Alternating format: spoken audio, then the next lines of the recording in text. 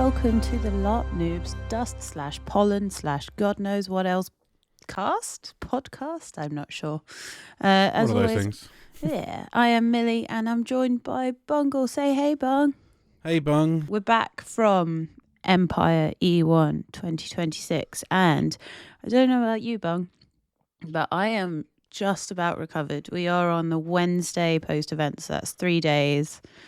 Just about. My voice is still a bit crusty. I was antihistamine up to the 9s. Yeah.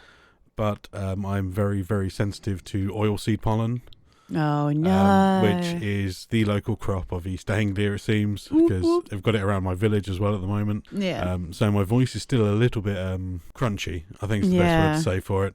I think I woke up on the Monday after getting home and everybody was saying that they felt very crispy. Yeah. After being out in the sun for so long, which we were very blessed with the weather in the fact that there was no rain. But we were also very cursed with the weather in the fact that there was all sun. Yeah, very, very little cloud cover when there was any. Yeah, it's amazing weather to have for an April LARP. Oh my God, yeah. We were very, very lucky. And it really sort of did Steeplechase LARP Centre, now new home of Empire LARP, a real good, I think it really sort of set it off in a really good way, which was good. And I cannot wait to hear what you got up to at the weekend, because my God, we made some moves, or at least I made some moves, definitely. Some good ones, some very poor ones, and some very questionable ones. How Millie of you? I know, but I'm so glad to be back. I think I spoke about it briefly in pre-LARP, where we were saying that I'm kind of a bit disconnected from Empire at the moment. But after E1, no ma'am, I am right back in that saddle. Yeah, it was because I haven't done any LARP since E4, so I was like, oh God, it's gonna take me a while to get the RP hat back on and all that sort of jazz. And again, I've been so out of touch with the actual game story for a long time. Yeah. And you hadn't been for ages as well. So yeah, it must have been worse for you, but it's like I'm notoriously bad for reading anything. I think what really helped is, as I was driving to site on the Thursday and Friday, was listening to the Empire Audio Winds of War. Very clever. Thank you. And thank you, PD, for supplying such a service. But also, also James Cosmofar for recording it within the Reapers Discord, because either way, I then have a choice of very dulcet tones to drive to. But so I was kind of I think I'm going to start listening to the Winds of Fortune a little bit more, because that seems very exciting at the moment. Yeah, there's a lot of interesting things going on there at the moment, it seems. Yeah. But anyway, Bung, we're digressing already. We are. Should we get down to brass tacks and talk about what the hell we got up to on the Thursday? Yeah. Yeah, tell me everything. Well, I have an opposite issue is that now I don't have enough time to really get into listening to anything to get to site. How long does it take you to get to site, Bung, from your house? About 30 minutes. Oh God, I love that for you. It was a blessing because I had to do various errands on the Thursdays, the Friday even. So not being too far out was absolutely amazing. Yeah. So, but on the Thursday, after going to my lockup, getting all my stuff out of there, coming back, unloading it out of my car to reload everything back in around it, and get everything in nicely. Yeah. I then decided, right, let's go off to site, and bing, I'm there. Yeah. Absolute stone's throw away. What did you think when you got there? It was amazingly. It's just huge. Yeah. I'm used to like the driving onto Dadford. Is like you're going, oh God, this is quite a big site. Then you realise, oh wait, we're not using these parts here. Yeah. It had that similar sort of feeling to driving onto the Dadford farm site, but then realising, oh wait, this is the car park right next to me here. Then there's a short stay car park, and then it's the site and battlefield beyond. It was, and it's just like, it was so cool, wasn't it? Fuck, this is actually a absolutely gigantic site. Yeah. I was so blown away by it, because obviously there's been loads of information about it online, but as we said in pre-LARP, I haven't, like, nobody, like, no players, people that crewed it obviously had been there setting up, but nobody had seen it at all. And I think it was really cool to get on site and kind of be in the same position as everybody. It may or may not have been less than slightly confusing. Especially because I don't know if any of our dear listeners felt the same way, but or if you did, Bung, but the orientation of the map and the orientation of the field in my head was flipped by 90 degrees. So I don't understand why, but my friends, so people within my group had the same thing, but they were kind of thinking that the whole of Anvil needed to be flipped 90 degrees. It figured itself out in the end, but I kind of got to site about 3:00. I managed to escape from work slightly early on the Thursday. What time did you get there for? I got there about 2:30 in the end. Okay. I had a very nice lazy morning. What time did they open the gate? Was it 1:00 is the time they open the gate here as well. So you did the smart thing and you didn't get backed up by keen beans. I've done it previously at Dadford, where I'd be sitting in the queue of people waiting to go in because you arrived too early. Yeah. Before, and it's like, you know what, I'm spitting distance. I don't have to worry too much about, if I get stuck in traffic, I'm going to be hours upon hours late. If it's like, if I'm stuck in traffic, I'm going to be an additional 30-40 minutes. Boo. I know. I don't like to rub it in that this is how it is for me. It's just like, that's all good. You can have it while it lasts, because there's other sites that are further away. There's other sites, like getting to Eversley and stuff like that is can be a nightmare sometimes. Yeah. But it was, I really, firstly, the Red Hats and all of the traffic team, chef's kiss, you're all amazing. Hats off to you and all the PD crew for getting that site as set up as it was when we got there. I really appreciated the signage that they'd done on little A-frames to be like, go in the field for this point if you need these nations, and it went all the way down. One thing I will say, and admittedly, this is nobody's fault. This is the case of 1,000-ish people trying to get on site at any one time. There was no like signpost that said turn right now for the league, turn or left. Once you were off that main road. That's it. The benefit I had was where we were on the camp plan was quite near to the edge of the road, and B, quite close to the turning into Navarre and Urison. Jealous. See, I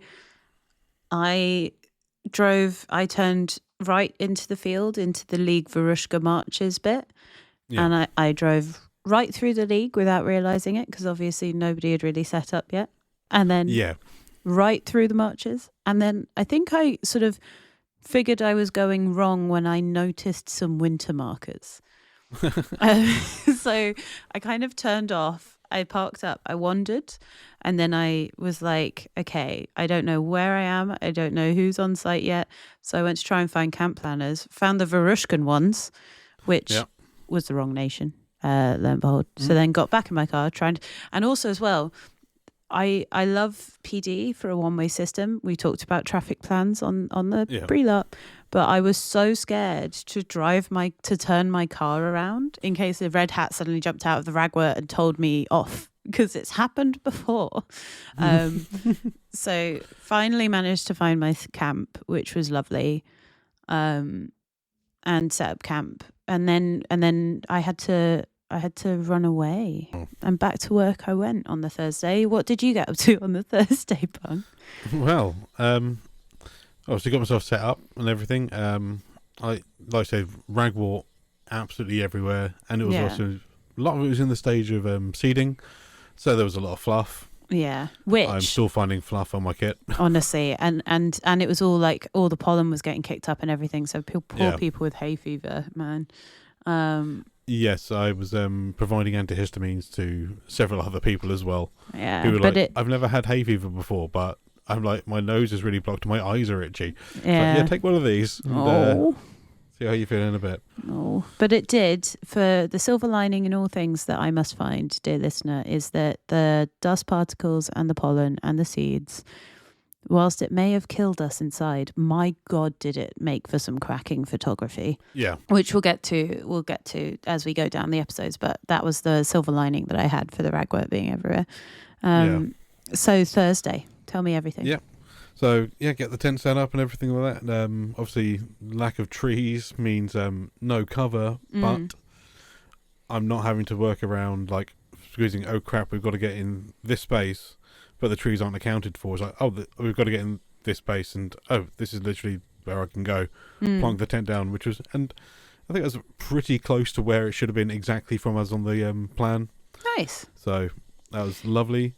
Did you, because thinking about the fact that like Navarre was basically, the branding was the trees. And I mean, there's lots more about Navarre that we all love and, you know, things like that. Did they have anything in their camp like special to Navarre? They have created a new songs and story circle. Wow. There's a henge. Okay, tell me more. What is a henge? Tell me everything. Well, you know how Stonehenge is a henge of stone? Okay. Yeah, which is a circular ring of ceremonial stones. Oh. Basically. But here you can have wood henges and stuff like that, and this is basically telegraph poles that have been set into the ground so a henge in a circle, and there's benches as well now. Thing. Yeah. Oh, that's pretty cool. And they still have the standard sort of songs and stories. Yep, songs and stories are still going on there. They still have the same fire pit. Nice. I love that fire pit. For anyone who has not ever listened to any of our Empire content or any of the other Empire content that is available, Songs and Stories is a sort of Navarre tradition where every night on an event they gather round and they sing and they tell stories. It does exactly what it says on the tin. And it is the Ronsul of LARP events. Yeah, and it is. I just got that, you bastard. It does what it says on the tin. Does what it says on the tin. But I love that little tradition, and it's really cool that they made a proper circle out of it rather than just sort of designating an area. I think planning was requested by a few of the people within. Like I think it was Jamie and the player behind Idwin. Okay. Had contacted PD in regards to getting this, and they got permission to basically to put in this henge on the site, so we have something that is a bit more songs and stories rather than just a cleared space with circular benches around a fire. Yeah, it's because something. Yeah, because I was thinking about this in the fact that I was so lost over the weekend. Is that I kind of really like the fact that each nation has its own special area. Forgive me for being ignorant, dear listeners. I'm not sure about the ones for the marches or Wintermark, or Highguard for that matter. But I know that within, obviously, Navarre, as we said, has the Songs and Stories Circle, which is their kind of national gathering place as well. The League has their plaza, which is where we have our little water fountain, which is really cute. And then Dawn, obviously. What does Dawn have, Bungle? It has the Glory rectangle. Yeah, it's called the Glory Square, but it is definitely a rectangle. And often has wonky poles, which I find actually incredibly endearing. The orcs have their fighting pit, and also the fact that all of their tents sort of have this huge fire pit, which I do wonder how they get it to and from. That's a question for Millie's logistic brain for later. A van.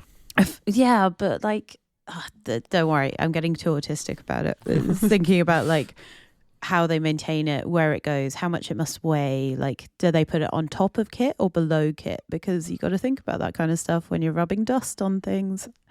But anyway, that's the story for another time. So we've done. So are there any other nations that I haven't listed that we know of? Varushka have again their fire in the middle of the market. Yeah, they've got their sort of night market, and Wintermark. Actually, thinking about it, I do know what Wintermark have. They've got their little totem tree. Yeah, in the moot. Yeah, which I really like. Here's a spoiler, dear listeners. I originally was going to join Wintermark because I really like their I really like their brief in the fact that their culture centers around somebody's story and what it was. So my original character concept for Agni was that she was going to be a mage healer whose magic revolved around stories. So she got the people that she was healing to tell them stories, and that would generate magic. I know, never happened. The potential RP that could have happened in the character growth, but we got a murderous forest gremlin murderous instead. Chaotic. Yeah. But yeah, so I wouldn't have Agni any other way. I know. So it's really cool that each of the areas kind of have those. Yeah. But yeah, anyway, I digress. Carry on with your Thursday, Bungle. Yeah, so get my tent and everything set up. Then hang around for a little bit waiting for Mr. Pittock to arrive on site. Oh, how was the boy? He's doing well. Obviously, he's still recovering from his surgery. Yeah. And stuff. So, obviously, the main reason hanging around was to make sure, give him a hand getting everything set up, getting all sorted. I love that boy. I loved the walking stick that he had all weekend covered in bubbles. Yes, that was a gift for him, I think. It was so cute. We get it all set up, and then it's time to just do the pre-LARP socialization. Nice. So hanging around with the guys from Fawn's Rest, the guys from obviously the Dread Shields, Ian, and those who have read the comments in regards to our post prior to this episode may be wondering about Roadman LARP. I mean, I wouldn't dare be leading the conversation in a way that I would find out about Roadman LARP, would I, Bung? So me and Ian head over towards the Nabar. Because obviously that's where Ian's Talis' PR agent is. Yeah, Captain Keelia. Yeah. So over there we go, and as we're going over, we just hear the Chancellor like, "Where's your dad, though? Where's your dad, though? You ain't even got any mana, bruv," and shit like that. And the night just basically descends into madness of a vocal battle as if between two roadmen, but in a LARP context. So, you ain't even got any mana, bruv, and stuff like that. Or, I went to the halls of the world and they don't even know your name. And, yeah, just shit like that. And I love it. It was absolutely fucking hilarious. Broke my brain completely. I genuinely, you can rely on Katie and her little band of miscreants to do one thing, and it is generate bits. And just, my God. It was redonkulous, and it has been in my fucking head ever since. It is just looping around inside my head. And, oh my God. Yeah. Because that's one of the fun things I have. Sure. I don't even know how it started. It's better not to question it, I think, Bug, to be fair. No, sort of, after a while, started to go back to the camp for a little bit. Ian goes back over there. I hang out at the Fawn's Rush a little bit longer. I can still hear the Roadman LARP going on from a distance. Well, so, at least did you ever hear Tale of the Wretches? No. So I'm unsure. I'm pretty sure I know what the Wretches were, but I've only ever found them outside the Nabar. I believe that the Nabar is a sacred place. It is a wondrous place, but like Camelot in Monty Python's Quest for the Holy Grail, it is awfully very silly as well. Because the Wretches is an incredibly interesting group of people that just...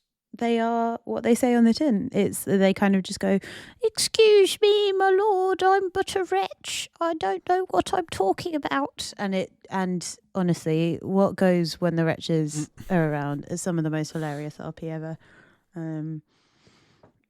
So consider yourself lucky if you have ever or never sighted a wretch in Anvil's hallowed fields. Honestly, I'm sure I'm going to come across them, or may have already done so and just either blanked it or been so drunk I forgot. Yeah, probably. The stuff that happens. We do not condone drinking. No, well, I mean, as long as you do it responsibly, it's all right, right? Although I do recommend avoiding March Girl bathwater because I had some of that at E4, and my God, I redecorated the inside of my tent. Oh dear! But speaking of Thursdays and being responsibles, there are so many parties and so many bits that go along.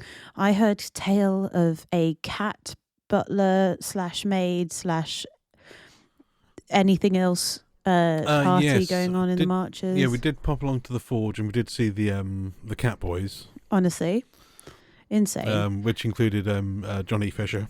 I wasn't going to name names, so that bit's going out. Feel free to bleep it. No, it's going out. But yeah, so there's sort of cat boy cat maid parties. What did they do in the Forge? Well, in the Forge we came across Morgan. Who was of LARPs and Tarps fame. Of LARPs and Tarps. He was drinking beer from one of those 5-litre keg things. Oh my God. And he had the matching glass for the beer he was drinking from. I love it. German beer, and he was pouring it, as he called it, German style, which meant about an inch of beer the rest of the pint glass head. Sure. Is that because he was walking around with it and shaking it up all the time? Yeah, I think so. I love that boy. Oh, yeah. I wish I could do more Thursday nights because it's just a nice time and you get to see all LARPers kind of with their hair down before the drama and the chaos of the actual time in starts, and it's just nice little catch up times. And it's also really weird to see people walking around with Bluetooth speakers in Anvil. I don't know why. It seems like sacrilege to me. Yeah, I was noticing a bit of that, and I'm not sure how I feel about that. I mean, it's before time in. We're just being old. It's before time in. We're being old ladies about it, Bung. It's fine. I don't mind it if you're doing it back at your camp and having it at not too loud a volume, but a reasonable volume so you can all hear it, but it's not travelling too far. But if you're wandering around Anvil with a Bluetooth speaker, maybe. My God, Bung, you're so old. Old. I'm over 40, all right? We gotta let them youths. You know, don't even have you even got a Bluetooth speaker, bruv? I do. Mm-hmm. Somewhere. I don't use it. Well, now we know why, dear listeners. I have headphones. Why. How did you? So that was that was Thursday night. Went off to bed. Fuck me, did it get cold overnight? It does. It really did, didn't it? On site because of the clear skies and literally the temperature was dropping from like nearly 20 degrees during the day to about between 3 and 5 degrees each night. Well, I think it even got colder than that because there was frost on the ground on Saturday. Yeah, frost on Saturday morning. Yeah. But the one thing that made up for having to get up into that freezing cold weather was how Anvil looked at that time. Oh my God, yes. The mist was laying at such a height that the peaks of bell tents was poking out the top of mist in areas. Yeah, so cool. It was just an absolutely amazing sort of magical sight to behold. And above the mist was obviously beautiful clear skies. Yeah. I think we had a half moon over the weekend. Yeah. So it was casting a fair amount of light as well. And it just looked absolutely magical and very sort of like, oh yeah, this is like that sort of scene in a fantasy movie where someone's going to sneak into the camp and slaughter everyone before the battle the next day. If anybody wants to join the Empire, it's a Facebook group. It's Empire Photo Forum, I think. Empire LARP Photo Forum. Yeah, I love that group after an event because people post like photos of all levels, like taken off a phone, or up to the DSLR levels and professional photography sort of specs, and it's just like I just love it because it shows everybody's different aspects, but the sunrise and the sunset photos. Yeah, that's something that is incredible at this site is because it's so flat and level, the sunsets are extravagant and last ages. Yeah. But so we do so I also really like on a Friday the fact that you have the whole day to yourself as well. Yeah. I have yet to experience it, and I cannot wait for the day when I have a Friday in the Empire Field. I think I will just not know what to do with myself. I didn't end up having the full Friday in the field. No? No. My partner was working on the Friday. And she was having to leave to get the 6 o'clock train in the morning. And she wouldn't be getting back till like 7, 8 o'clock in the evening. Woof. We've got 2 cats at home, and they normally get fed at lunchtime. Oh no! So I woke up, just bummed around site for a little bit first thing in the morning, and then left site at about probably 10 in the morning. Yeah. Went home, got changed. Which of course was an incredibly arduous journey for you. It took forever, the whole 30 minutes, especially I was waiting for the rush hour to finish around Cambridge. Do not try and justify the half hour more than yeah.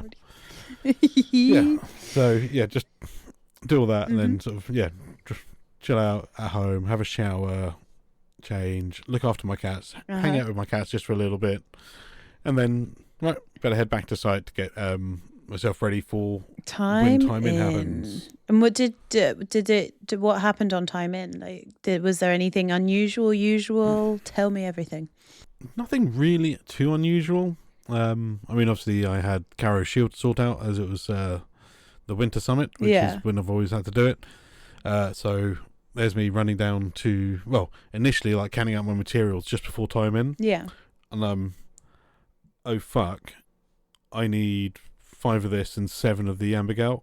Yeah. And I'm recounting it. I'm like, shit, I've only got 5 of each. So I've got 5 bottles and 5 amber gouts. Like, shit, I'm going to have to try and find 2 amber gout before this goes through. Yeah. Speaking to one of the guys in the Dread Shields, who's their broker, Bran. Yeah. He was like, oh, I should have that. I'll be able to sort that out for you. Fucking brilliant. So, boom, get that all sorted. Run down to the Entwine Paths camp. Callaghan's not at this event, sadly. No. Tali wasn't at this event either, who's another person I've been arranging this stuff with previously. And Nim, who is their mage when Callaghan isn't on site yet. Boo. Yeah, so I'm like, okay, no worries. I need to speak to them in regards to getting the ritual and everything done and just figure out all that jazz. So I end up taking all the stuff back to camp, ditching all that, and then this is a game of like me constantly going down, popping down. So, they're still not here. They're on site, but they haven't made it to camp yet. They're on camp, but they've gone out on a booze cruise. Amazing.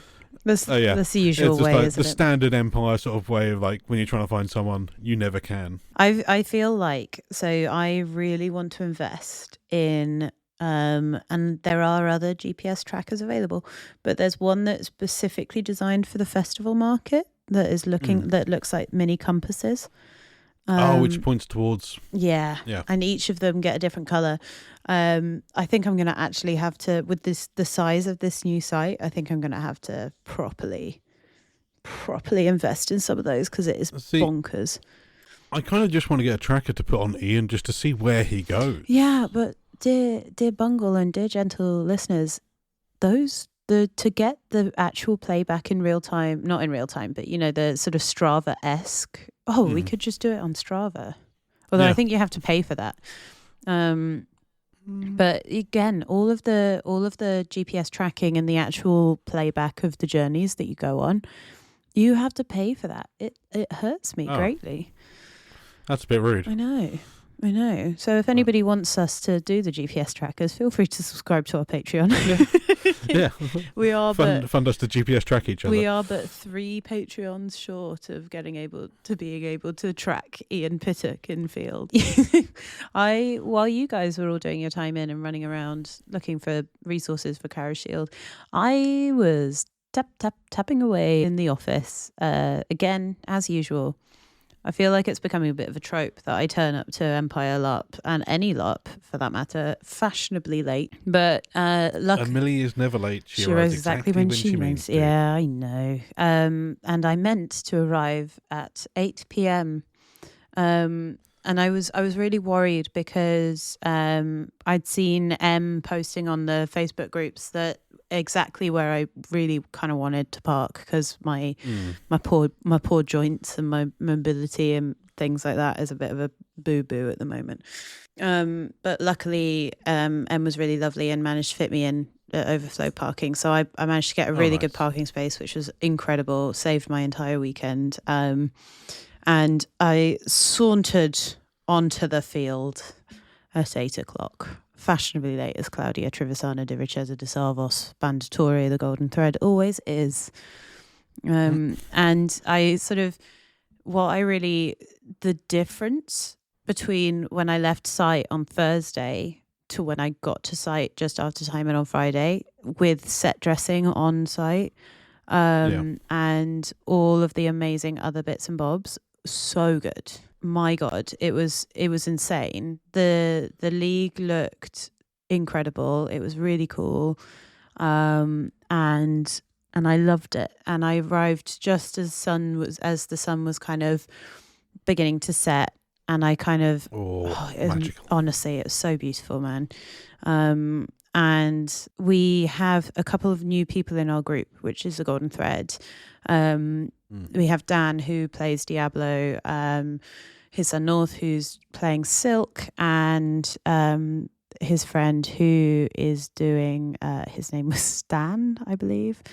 And it was very good, and I loved them. And I met Diablo in camp, and he said to me, "Oh, they've all gone out drinking." I was like, "Oh no," because the one thing I had to do on the Friday was Prince's Council, so which meant that I had to be back in the league for 11, which 11 o'clock, Bung. What kind of time? I mean, it's the right time because it's the only time Princes are free, but what a time to be having a quite meeting. Late. It also means that as chief note taker, Claudia Trivisana di Ricchezza di Salvos, Bandatore, the Golden Thread, cannot be drunk. Well, she could be, but it means her notes would be very bad. Yeah, which for OC Millie, when she's trying to figure out the garbled handwriting afterwards, oh my God, bad idea.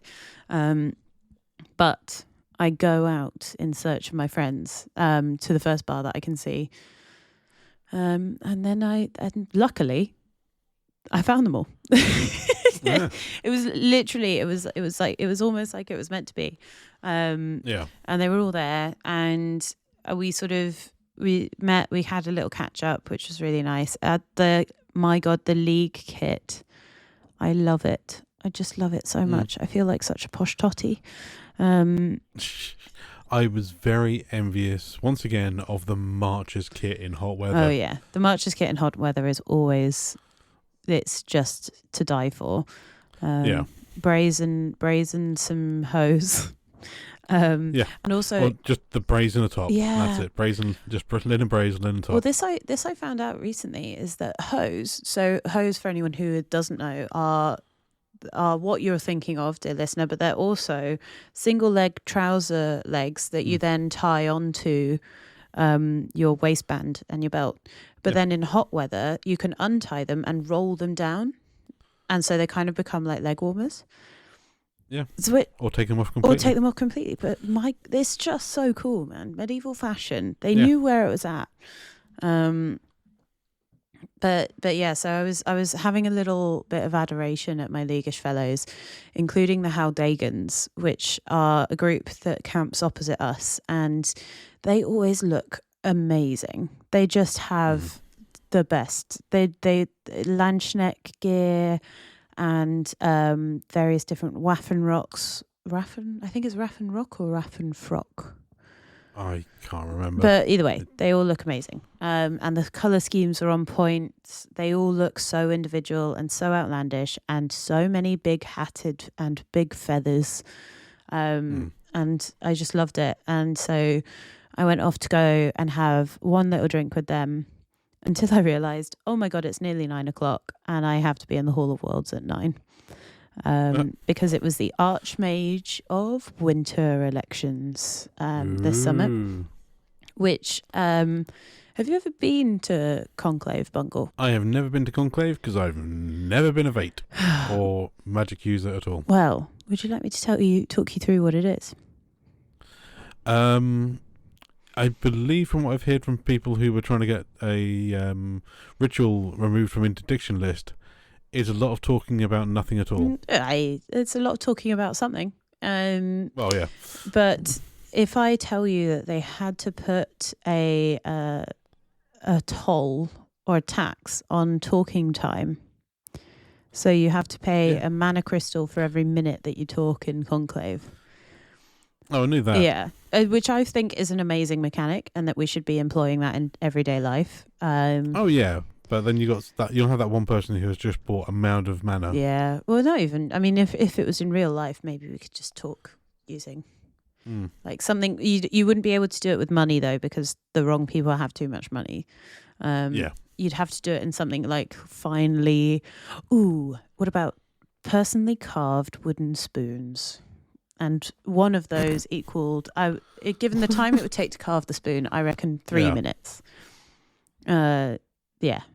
Seems fair. But if you whittled too much and it became a toothpick, you'd only get 30 seconds.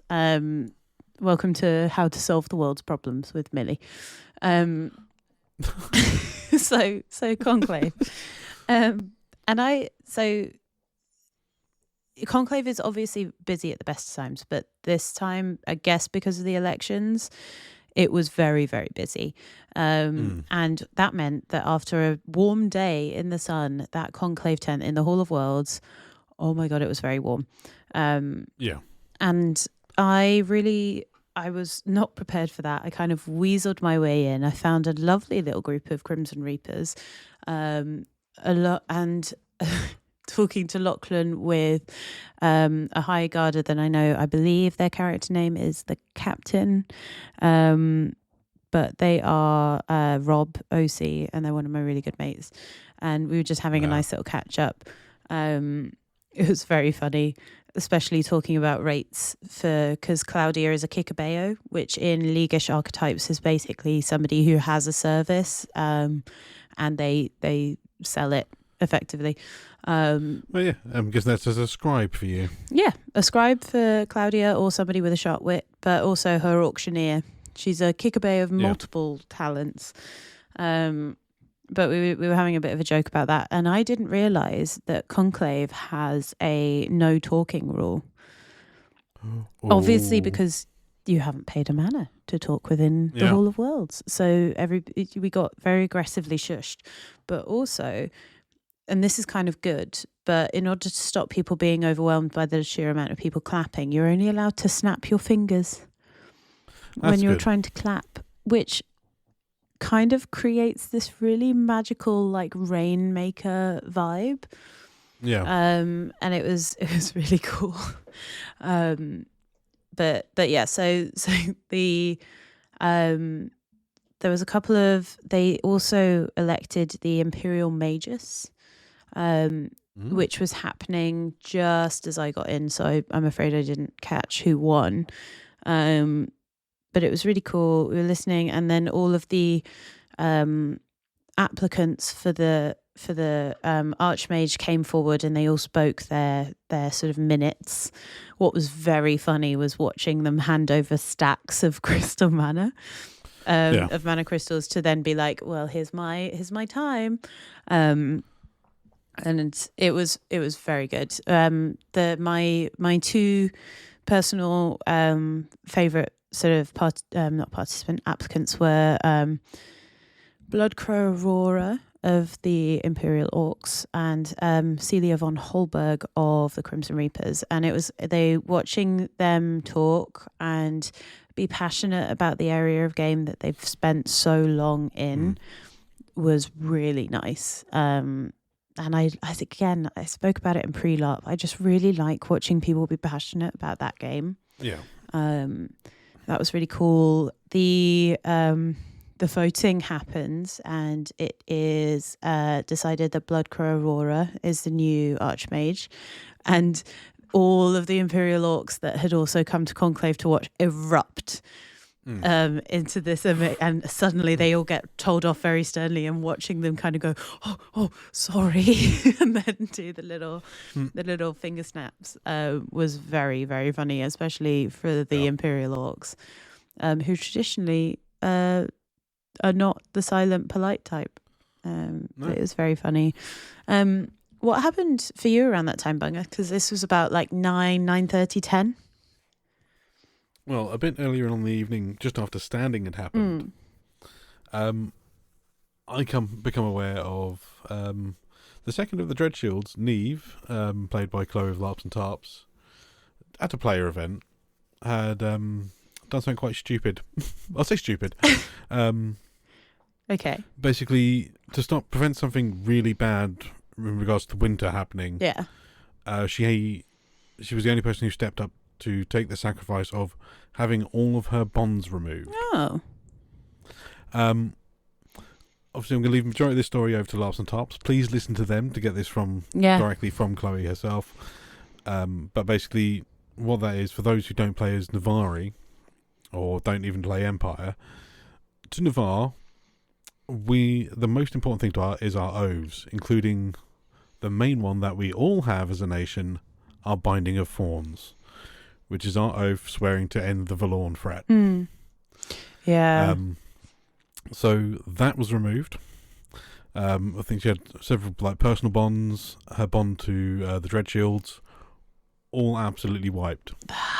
Wow. Obviously, Egregor's not happy about bonds being destroyed. Yeah, I'm not surprised. I'm genuinely excited to hear about that now because that sounds incredible. That must have been so cool to watch, though. I cannot wait. I genuinely cannot wait for their episodes to come out because... Yeah, I'm looking forward to listening to it from Chloe's point of view. Neve has been through it recently as well. Oh, yeah. I mean, hats off to Neve and, Chloe, obviously, as well. She has been absolutely fucking smashing it across the game. It's just been absolutely amazing to watch. Considering I remember when they first came into LARP, and just now watching... Yeah, they're little flourishing, like little butterfly. Boop, boop, boop, boop. There they go, butterfly. Yeah, I mean, all the LARPs and Tarps guys, just everything. Obviously, you got Morgan's, now Lord Tristan, he's a senator. Yeah. As well. Tom is living the best life being Tom at LARP. Oh my God, seriously amazing stuff. Yeah, I mean, the Maris Pipers, just a fucking amazing group. Yeah. Obviously, Kerry is now over in Navarre. Are they? That's pretty cool. Yeah, they are now a member of the Thorns Rest. So just over the road from the Ashbourne, next to the Dread Shields. And were they there this weekend? Yeah, they were here this weekend. God damn it! Kerry, I swear to goodness, if you listen to this episode, I'm so sorry that I didn't see you. I will make a point of giving you a GPS tracker so that I can hunt you down and find you at the next LARP site that we're at. I barely saw you at all this weekend. Yeah, because that site, man, it's almost huge. too big. And I say this as somebody who loves a good hike. We'll get into this a little bit because my Friday was like after all of that was just a bit bonkers. But we got a bit distracted. But so you heard about Neve and the silly little thing that was very right for the Empire, that are very wrong for Lavari potentially. Yes. But also we'll leave the majority of that story over to What did you get up to afterwards? Afterwards, went out and started flogging some frogs for adoption. Amazing. Managed to get a few up, but sort of before the sun went down. But when it started getting a bit dark and cold, I was like, you know what? Yeah. Now it's time. Now it is time. Now it's time just to sort of find a fire and just sit around the fire for a little bit. Yeah. Because this was all going on while obviously I was in the Hall of Worlds, and I left the Hall of Worlds because I'd gone from the bar with the Howdagans and my group in it, and I'd gone, I just need to go do this election real quick. I'll be back. 45 minutes had passed between then and there. So I then was like, crap, I'm going to have to go find my friends again. So I went back to the same bar. Nobody knew where they'd gone, which I was very surprised by because the Howdagans are always very loud about where they're going next on a bar crawl. I went, they must be at Wise Guys, which is a very good bar in Dawn. So I, who had never been anywhere in the icy field during time in, I was like, okay, cool. I've got to go down and try and find my bearings. Managed to find the Glory Square. found Wise Guys, didn't find my friends. And I was like, oh God, I don't know where they are. Maybe they're in the Star Bar in the Brass Coast. And so I went from there to try and find the Brass Coast. But I don't know what it was about my brain, but I just couldn't find it. And because it was dark and there was no, there wasn't that much festoon. I don't think there was any I love the word festoon. There was any overhead lighting for the sort of bigger areas which I was used to having at Dadford. But then you end up kind of having this thing where you're kind of like, oh my God, I'm so lost. And I couldn't even find Highguard. I couldn't find the stand, the sort of spectator stand in the arena that they built. So I was getting really panicky because I was like, I found the out of character toilets. That means I'm out of the in character area. I've been walking for ages. Therefore, I theoretically should have found the something. And I was like, okay, I have found nothing. So I turned around and went back to camp. I didn't even think that you could cross a hedge, Bung. That is how tired I was. I was like, I had the exact same thing on the Friday. Is that I didn't realise how much stuff was behind the fecking hedge until Saturday morning. But also as well, I was so used to traders being in the OC area. I know that at Dadford they had the IC traders and the OC traders. Here they're all in one area, and it's just half of the field are OC, half of the field are IC. But they're all on the other side of a hedge, and I'm used to a hedge being the delineation between in character and out character. So I just was like, it boggled me a little bit. But yeah, I got back. I got back to camp. And I was very happy to have found my camp. And I managed to find my friends who were very, very wisely, because at this point the temperature was starting to drop, making themselves hot water bottles and going to bed. Very sensible. So sensible and so valid. But I had a job to do. And that was Prince's counsel. I know. And to be fair, they say that Empire is a LARP of meetings, and they are not wrong. But I am actually getting a nice little fond spot in my heart for Prince's counsel, because it's a really good way of checking what's going on in the league. But on a very there's only about 10, 15 people in that tent, so it's really cool. And it's all the princes or the prince's proxies, sometimes both of them, but only one of them is allowed to speak. And it's just really interesting. It's held in the Great Debacle in the House of Ogmar, who is incredible. Their Facebook profile is under the name Wakefield. I don't know if that's their real name or whatever, but I love all of the resources that he gives us. Is amazing. I got printouts of ongoing builds that the league had, completed builds and potential future builds. I also had an in-depth analysis of a mandate that Ogmar was going for, which was going to help leaguish businesses upgrade, which was very important for me. Because businesses as a resource, so when you create your character, you have resources that you can choose. You have things from a military unit that you can send on maneuvers to a farm that generates a little bit of income, or a mana site that gives you mana crystals, etc., etc. Mine and most of the people in the league have businesses, and for the league, businesses means votes, and they give you votes, and that's how we do our elections. You buy your votes, which I find hilarious. I'm never going to be able to have the capital to buy votes at all. How much do they go for? Well, so this event they were going for 2 crowns per 10, and because my business is upgraded, I get 11 votes. So I had a little bit extra on top. But yeah, so that's the first thing you kind of do when you collect your player pack, is sell off your votes very quickly, because a lot of the time people will buy them in bulk and they'll realize I don't need all of these. I should have, and they'll stop buying them. So you've got to do it quick. But we did Prince's Council. I loved it because there's a new rule in Prince's Council that only the prince or the prince's proxy or whoever's in their stead is allowed to speak. So it's one person per charter. And if you are hierarchically below whoever is there in the meeting, you have to ask their permission to speak. So when the Carter of the Crimson Reapers comes in, and it is Calvin who plays Maracos, who is the prince in waiting of the Crimson Reapers, so the prince's proxy. Yeah.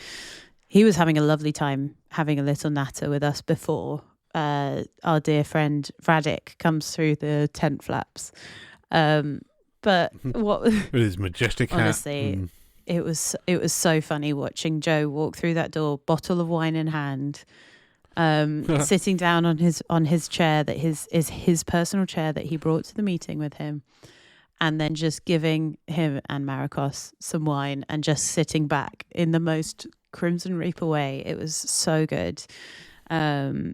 And then watching Maracos be unable to speak for the rest of the meeting without Radic's permission was very funny. Tie that to the fact that every time you talk, you're supposed to introduce yourself and your Carter so that I, as the minute taker, can then record it for the meeting minutes. Yeah. I don't know what it was, but bureaucratic Millie brain loved it. Especially hearing how quickly people can start pronouncing their names when they need to. So it's like Maracos, Prince of Waiting of the Crimson Reapers, and it was it's so good. It was so good. But towards the end of it, so this is about 11:45, temperatures bung. Oh, yeah. It got very cold very quickly. Yeah. I dug out my my warm overvest, I like to call it, which is basically, it's like a faux suede thing with a faux fur sort of cowl on it, which is incredibly warm. Yeah. Obviously, I still have my bare arms to deal with, which if I start getting even colder than that, that's when the wool cloak comes out on top of that. How was your new blanket? How did it fare? Oh God, it was amazing. It game changer, absolute game changer. Having that underneath the sleeping bag, then rolled over the top as well. Yeah. I was a toasty little bungle. Yeah, I'm so jealous. What time did you head to bed? I ended up going to bed just before the end of timeout. Okay. Prior to that, I'd basically just spent the evening chilling out at the Dreadshaw camp, and ended up having some quite nice and deep, icy chats about virtues, oaths, and the dance. Oh, nice. It's lovely because when you're in the camp, there is always that blurring of OC-IC and stuff like that. So there was a lot of that going on as well, which also I'm completely fine with when you're in a camp with your own friends. Yeah.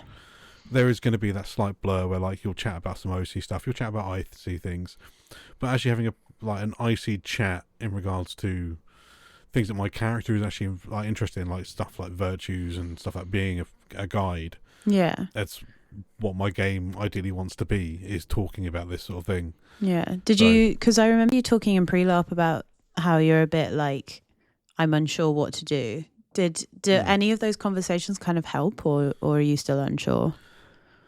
I'm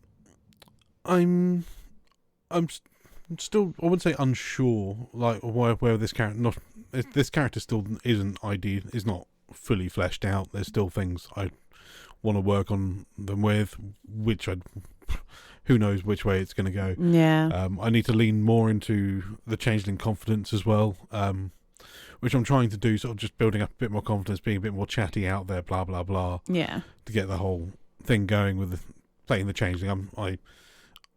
I'm supposed to believe I am the best person in the world at everything. Do you want to know what really helped me when I was Agni? And it's weird. It's just being great. Well, hey, pew pew. You are award winning. Thank you. God damn it. Other awards are available. You've really thrown me off by making me think about success. No, it's fine. help the self-confidence in Millie is spiraling. As Agni, the best way of creating the changeling confidence is walking around, strutting your stuff, but then complimenting other people. So I do this as Claudia as well, because Claudia represents a phenomenal house of tailors. So she would recognize good tailoring. So whenever anyone walks past me, I'll literally go, "Oi, mate, lovely cloak." And the thread count on that must be lovely. And it sounds... You say that. I recall you seeing me at an event last year and saying I was a weird-looking little changeling. Yeah, but you're Navari. What do you want? Well, I think I called you a weird little... regular human. Yeah. Unlineaged. Damn straight. I do miss a lineage, though. But yeah, it's hard, because until you get that, you've got to fake it till you make it with the changeling confidence, haven't you? And I don't ever think that... I mean, Agni put herself as a scribe and sort of a proxy to a senator. So, I wasn't quite there, but I think I'm getting there slowly. You just got to literally just start figuring something out that you're comfortable doing that would put you in a confident headspace, and then you can go from there. Yeah. After all that, ended up heading off towards bed. Like I said, just before time in. Yeah. Time out, even, sorry. Going to bed just before time in would be absolute nut job. Mental. Because the temperature dropped just before the end of Prince's Council to the point where I couldn't even write straight, because my hands were so cold that I went straight to bed after that. I was like, it is too cold to do anything else. Like, I am bundled up as much as I can be, but I do not want to... I want to be in my bed right now. So I had my hot water bottles and I snuggled in. Because also as well, like, it was the first Saturday back, and do you want to know the best thing, Bung? What's that? We were going to be grumpy marchers in the morning. The League and Navarre were both monstering, and oh my God, I was so excited. But we'll talk about that next episode. But yeah, my Friday, I actually really enjoyed the Friday. It was a really nice way of launching the new site, having a really nice time, just chilling, reconnecting with friends you haven't seen for a while, and going from there. Ding, ding, ding, ding, ding, ding, ding. So, ding, ding, ding. so I kind of started this a little bit, where we talk about what we get up to in field a lot, but we never really talk about anything that we see you, dear listeners, getting up to.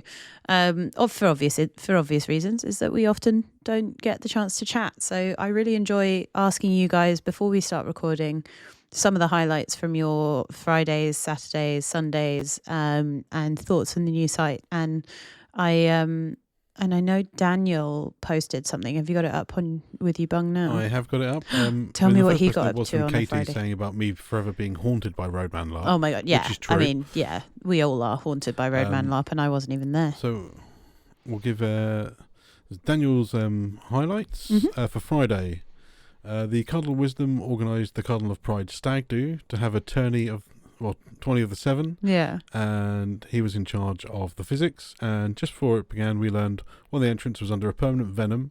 So instead of the sidelines, I was running behind them for the entire fight, making sure I was in reach in the new arena. It was also highlighted I've actually made a name as one of the best physics in my nation, which kind of blew my mind. Oh my God, that's so good. Also, yeah, it's fucking awesome. Stag do's, man. Oof. I genuinely, I love seeing that kind of stuff. Yeah, I think that may or may not be Oliver's. I think that's their IC name, Stag Do, and I think it sounded like a lot of fun. So yeah, I wanna hear more about it, Daniel. So we'll have a chat at some point, and also I can't wait to hear what the Saturday highlights was. We'll talk about that on another episode. Yeah. In the meantime, speaking of people commenting on our Facebook post, thank you to everybody who listens, interacts, likes, follows, comments, anything on social media. You guys are all incredible. And also just for listening to our dulcet little ADHD fueled brains. Ramblings. We honestly, I love doing this podcast. It's a little journal for me. And if you guys have enjoyed it, then that's incredible as well. In particular, thank you so much to our Patreons. You guys are amazing. You keep the lights on. You for very little return, unfortunately, at the moment, but hopefully that will change in the future. And not only they can't see it, but I was doing a little dance for them as well. I did see that. It You was saw amazing. I loved it. So you guys help pay our licensing for our music, our hosting for the actual podcast, and all of the editing software and things that I use in order to keep up, as well as covering things like petrol and things to get to events, because Lord knows it's getting expensive. So thank you. In particular, Bungle, we have a new Patreon. We have a new Patreon. We have a new Thank you very Patreon. much. And that I love this man. Thank you so much, Den. You might know Den from Eversley. Some of the silly little people that LARP over there. Okay. You're all amazing. And I hope that wherever you listen to this podcast episode, especially you, little Reese boy, that you have a lovely time and you enjoyed it. And Bung we'll talk about Saturday and getting up to no good as, or at least me getting up to no good as a filthy marcher. Another time. Yep. We shall. See you next time. Cheerio. Whee!